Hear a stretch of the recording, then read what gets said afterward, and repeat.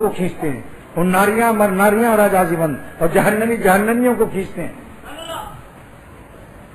صدیق اکبر کا کیا شان تھی، اس لیے ان کا دل پورے مکہ شریف میں ان کو دوستی کے لیے کوئی نہ ملا، صرف سرور عالم صلی اللہ تعالی وسلم سے ان کی دوستی تھی، اور حضور صلی اللہ تعالی وسلم بھی پیار کرتے تھے۔ روزانہ دونوں بزرگوں میں ملاقات ہوتی تھی۔ صدیق کی جوانی اور ایک پیغمبر سید الانبیاء کی جوانی، دو جوانیاں، شباب صدیق اور شباب سید الانبیاء ساتھ ساتھ رہتے تھے۔ اس جوانی میں کیا آغاز جوانی ہے 16 سال کی عمر میں، مگر دونوں نے ایک دوسرے کو دیکھا۔ صدیق نے پیغمبر کی جوانی دیکھی، پیغمبر نے صدیق کی جوانی دیکھی کہ مجاز نہیں کبھی کوئی نامناسب اور نافرمانی یا اوچھاپن یا احمقانہ حرکت زادی ہو، اور سب سے پہلے اسلام لائے۔ تو اس لیے میں کہتا ہوں کہ جوانی ہی میں کسی اللہ والے کے ہاتھ فروخت ہو جاؤ۔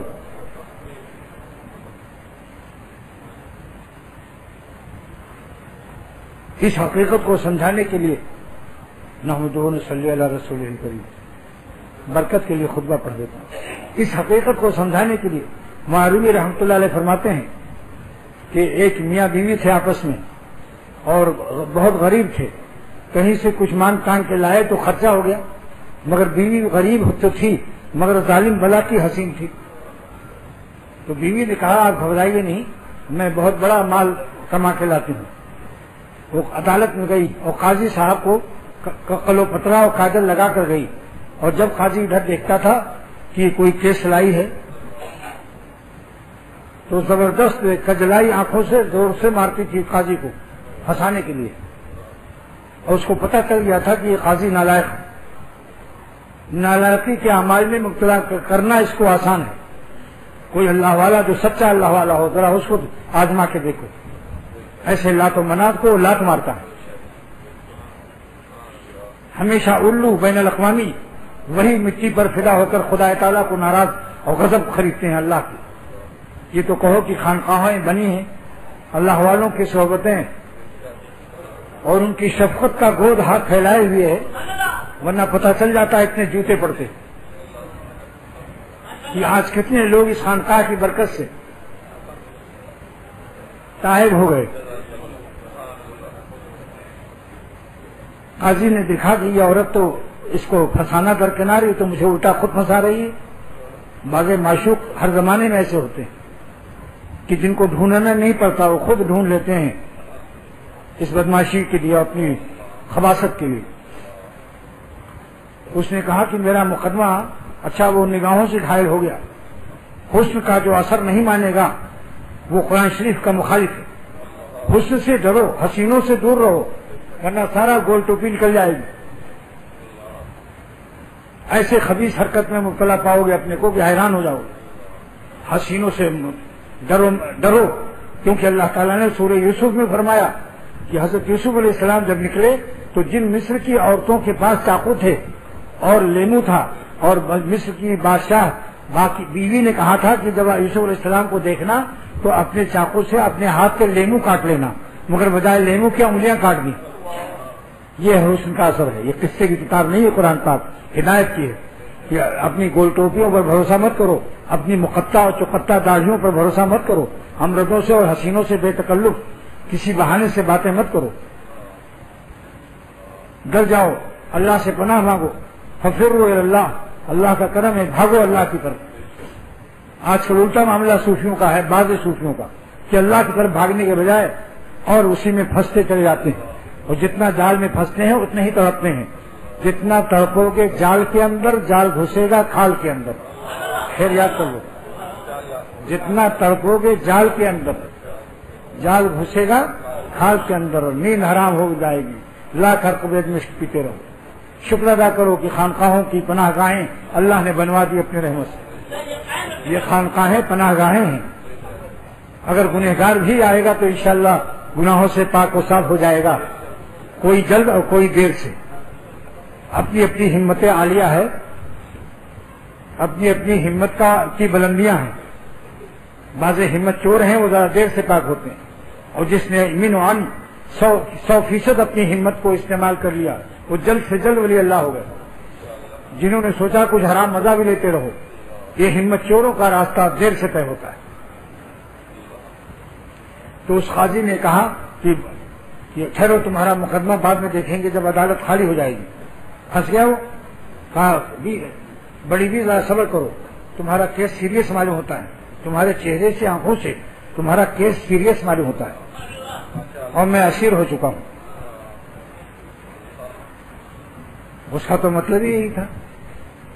جب سب چلے گئے، عدالت خالی ہو گئی، تب اس حسین خاتون کو بلایا اور کہا بھائی تمہارا کیس جو ہے کیا ہے؟ ان کا میرا شوہر مجھے بہت ستاتا ہے، میرے تمام حقوق، کسی قسم کے حقوق کو ادا نہیں کرتا، روٹی کپڑا مکان کے علاوہ بھی کوئی حق ادا نہیں کرتا۔ 3 حق تو سب جانتے ہیں، 4تھا حق بھی سب جانتے ہیں۔ قاضی میں نگاہ کی لعنت سے جو نظر کی حفاظت نہیں کرتا وہ لعنتی فعل سے بچ نہیں سکتا۔ اس لیے سرور عالم صلی اللہ تعالی وسلم نے ارشاد فرمایا کہ اے اللہ اس خبیث پر لعنت فرما جو نظر کی حفاظت نہیں کرتا، تو نبی کی دعا بدعا یہ رد ہو جائے گی۔ جتنے لوگ کسی ملعون فعل میں مبتلا ہوئے ہیں، واللہ میں کہتا ہوں کہ پہلے ان کی نظر خراب ہوئی، پھر دل خراب ہوا، پھر تو ان سے فعل خبیث صادر ہوا۔ تو اب دیکھیے شیطان اس کو پھسلا رہا ہے۔ اس نے اس عورت سے نامحرم سے کہا کہ چونکہ تمہارا کیس سیریس ہے اور تمہارا شوہر تم کو ستا رہا ہے، تو اس نے سوچا جب شوہر ستا رہا ہے تو اور فیلڈ یہ ہموار ہے اور فیلڈ مارشل کے داؤں اس پر جلدی چل جائیں گے۔ شیطان کا فیلڈ مارشل، شیطانی فیلڈ مارشل، لہذا تمہارے قضیے زمین برسر زمین کا فیصلہ زمین پر جا کے کیا جاتا ہے، تمہارا فیصلہ تمہارے مکان پر چل کے کروں گا، بولو کب آؤں، تمہارے مکان پر کس وقت آؤں؟ تو اس نے کہا کہ آپ 10 بجے رات کو آئیے، میرا قضیہ فیصلہ چکائیے۔ اس نے اپنے شوہر سے کہا، شوہر سے ملی ہوئی تھی، نورا کشتی تھی، یہ نورا کشتی۔ اس نے کہا ایسا مال پھنساؤں گی کہ بس تم بھی 3-4 سال 5 سال کھاؤ گے، کم سے کم جب تک حکومت کا الیکشن نہیں ہوتا، 5 سال تک 5 سالہ روزی لاؤں گی۔ اور جب 10 بجے ٹھیک وہ آئے اور اندر داخل ہو تو تم فوراً دروازہ بجا دینا اور میں گھبرا کر کہوں گی کہ میرا شوہر آ گیا۔ اس کے بعد ایک بڑا بکٹا جو ہے اس میں اس کو بند کر دوں گی، وہ پوچھے گا کہاں پناہ لیں، تو ہم تو اس کو بڑے بکس قاضی صاحب کو، جج صاحب کو بڑے والے بکسے میں جس میں رضائی گدا رکھا جاتا ہے اس میں ہم بند کر دیں گے، باہر سے تالا لگا دیں گے اور تم رات بھر چیختے رہنا اور کہتے رہنا کہ اس بکسے کو ہمیں آگ لگانا ہے۔ اب یہ دونوں میں میٹنگ، کارنر میٹنگ ہو رہی ہے کہ تم چیختے رہنا رات بھر کہ خدا کی قسم اسی بڑے بکسے کی وجہ سے مجھے لوگ زکات نہیں دے رہے ہیں، مجھ کو مالدار سمجھتے ہیں، صاحب نصاب سمجھتے ہیں، اس لیے میں اس بکسے کو کل چوراہے پر لے جا کر، اکیلے اٹھے گا بھی نہیں، 2 کلی لاؤں گا اور شہر کے چوراہے پر اس بکسے میں آگ لگا دوں گا اور مٹی کا تیل اپنے ساتھ لے جاؤں گا۔ اب وہ قاضی صاحب جب آئے، دروازہ کھٹکھٹایا کہ بھائی یہ کیا قصہ ہے؟ کہا میرا شوہر آ گیا، میں کیا کروں؟ تو کہا میں کہاں جاؤں، اس بکسے میں گھس جاؤں، میں بند کر کے تالا لگا دیتے ہیں، اس کا خیال بھی نہیں جائے گا کہ اس میں قاضی صاحب ہیں۔ کھانسنا وانسنا مت، کھانسنا مت، یہ ہے کھانسنا۔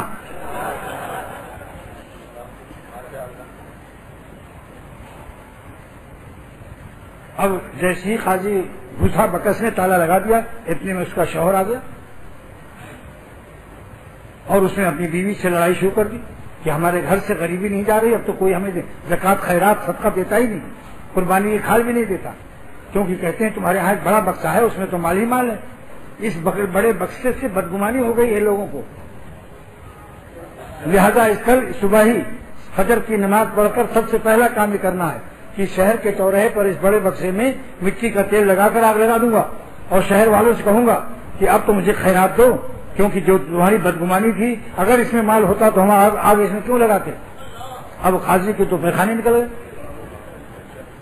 یہ تو صبح تک نیند حرام ہو گئی اس کی کہ کل کیا ہوگا میرا حال۔ صبح اٹھتے ہی نماز فجر پڑھ کر فوراً 2 کلی کو بلایا اور دونوں پولیس فائز کو ایک پیچھے ایک آگے سر پر رکھو، لے جاؤ، غصے میں چلا رہا ہے۔ ایسا فرضی ایکٹنگ کی ہے اس نے کہ وہ جج جو تھا قاضی کانپنے لگا اور تمام شہر میں چلاتا جا رہا ہے چوراہے پر اس کو جلانا ہے، کیونکہ اس بڑے بکسے سے مجھے خیرات، زکات، صدقات اور چمڑے کے کھالات نہیں مل رہے ہیں۔